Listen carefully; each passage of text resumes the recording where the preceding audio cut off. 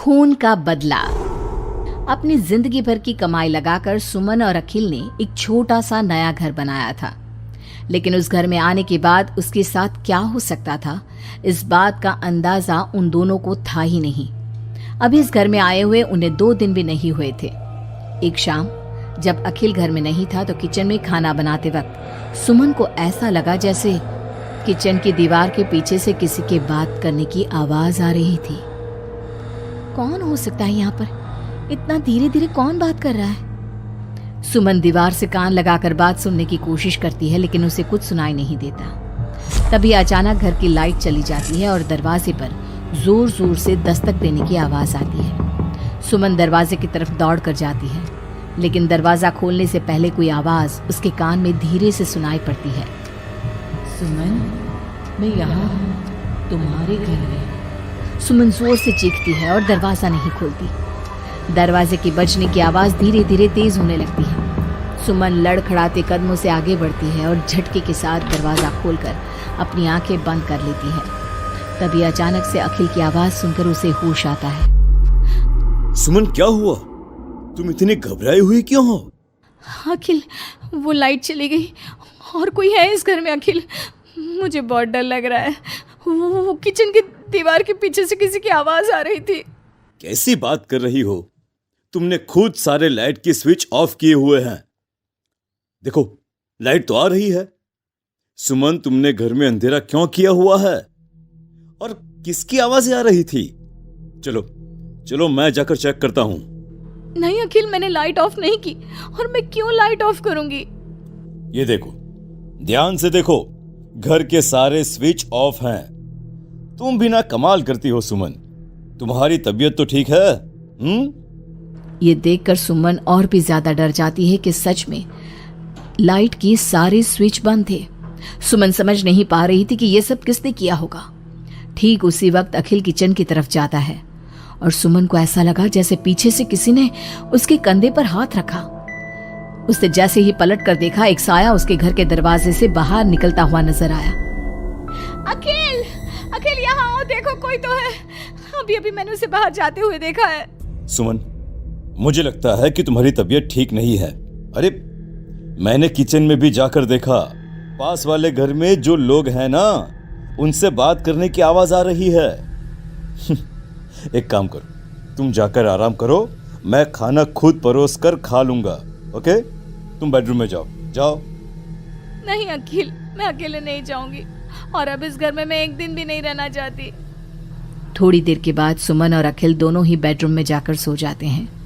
डर की वजह से सुमन को नींद नहीं आ रही थी, लेकिन फिर वो गहरी नींद में सो जाती है और सुबह जब सोकर उठती है तो उसने देखा कि अखिल ऑफिस के लिए तैयार हो गया था। अखिल, आप कहाँ जा रहे हैं? मुझे इस घर में अकेला छोड़कर आप कहीं नहीं जा सकते। देखो सुमन, मेरा ऑफिस जाना बहुत जरूरी है। कल तुम ऐसे ही डर गई थी। अब परेशान मत हो और मैं ब्रेकफास्ट बाहर कर लूंगा। ओके? जब तुम्हारी तबीयत ठीक लगे तो तुम खाना बनाकर खा लेना। और हाँ, अगर तुम कहो तो मैं तुम्हारे लिए बाहर से खाना भिजवा दूं। नहीं अखिल, उसकी कोई ज़रूरत नहीं है। मैं अपने लिए खाना बना लूंगी, लेकिन मुझे डर लग रहा है। डरने की कोई बात नहीं है। अभी मैं चलता हूँ, तुम अपना ख्याल रखना। चलो, गुड बाय। अखिल के जाने के बाद सुमन बाथरूम में नहाने के लिए चली जाती है और शावर ऑन करती है। नहाते नहाते सुमन को एहसास होता है कि शावर से पानी की जगह खून गिर रहा था। उसने घबराकर सामने लगे मिरर में देखा और ये देखकर उसके पैरों तले जमीन खिसक गई कि वो पूरी तरह सर से पैर तक खून में भीग चुकी थी। सुमन भागकर बाहर आती है। उसे अपने घर का पूरा फर्नीचर जला हुआ नजर आता है और उसके ठीक सामने खड़ी हुई थी एक औरत जिसने दुल्हन के कपड़े पहने हुए थे। उसके चेहरे पर लंबा सा घूंघट था और उसके शरीर से खून टपक रहा था। कौन हो तुम और क्या चाहती हो मुझसे? यहाँ क्यों आई हो तुम? मैं तुमसे तुम्हारा पति चाहती हूँ। मुझे अपना पति दे दो और मैं वापस चली जाऊंगी। लेकिन मेरा पति? अखिल, मेरा मतलब तुम्हें मेरा पति क्यों चाहिए? हमने क्या बिगाड़ा है तुम्हारा? तुमने नहीं, हर सुहागन औरत मेरी दुश्मन है और जब भी मेरी आंखों के सामने कोई औरत अपने पति के साथ नजर आती है तो मैं उसे जिंदा नहीं छोड़ती। लेकिन तुम ऐसा क्यों करती हो? और प्लीज मैं तुम्हारे आगे हाथ जोड़ती हूँ, तुम मुझे और अखिल को जाने दो। हम दोनों हमेशा के लिए ये घर छोड़कर चले जाएंगे। अब ऐसा नहीं हो सकता। एक बार जो इस जमीन के आसपास से गुजर जाता है उससे फिर हमेशा के लिए मेरे साथ इस जमीन के नीचे मेरी दुनिया में चलना पड़ता है।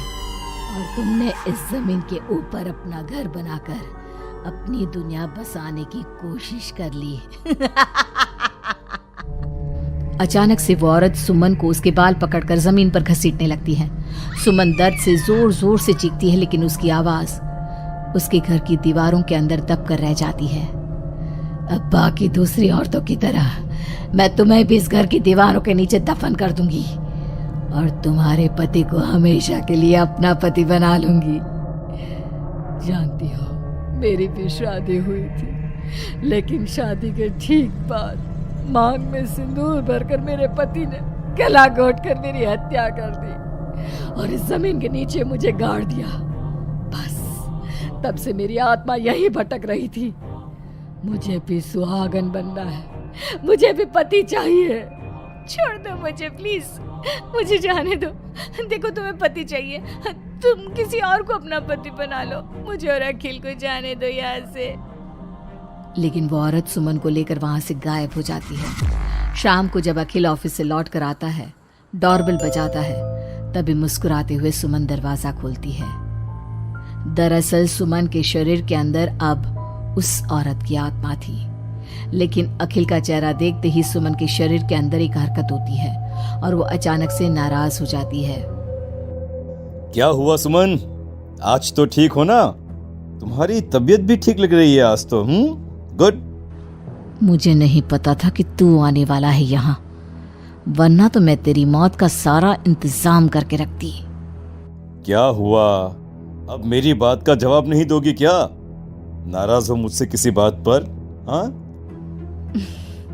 ऐसी तो कोई बात नहीं है। जाओ, डाइनिंग टेबल पर तुम्हारा फेवरेट खाना लगा दिया है, जाकर खा लो।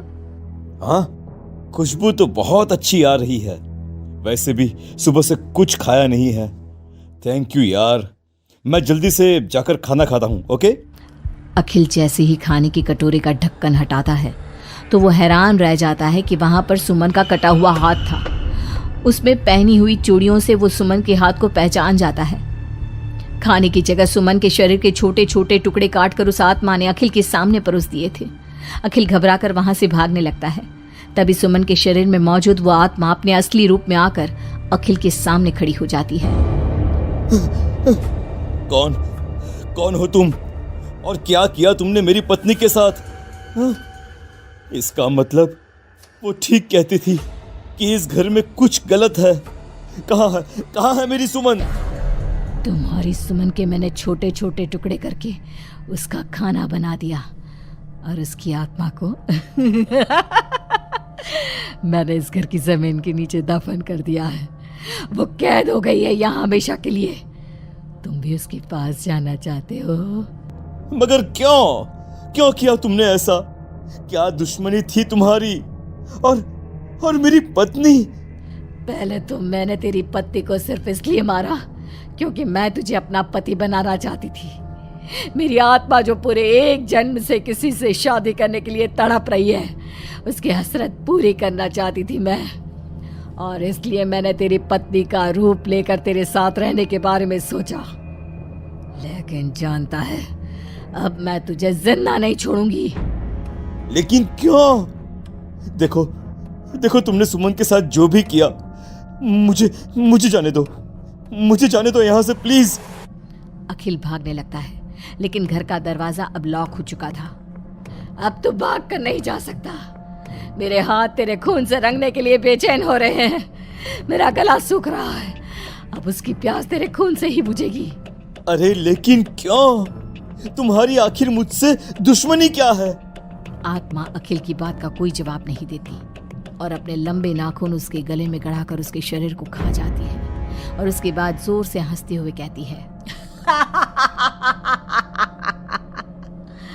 तेरा शरीर भले ही अखिल का शरीर है, लेकिन तेरे अंदर मेरे पिछले जन्म के उसी पति की आत्मा थी जिसने शादी से एक रात पहले गला दबाकर मेरी हत्या की।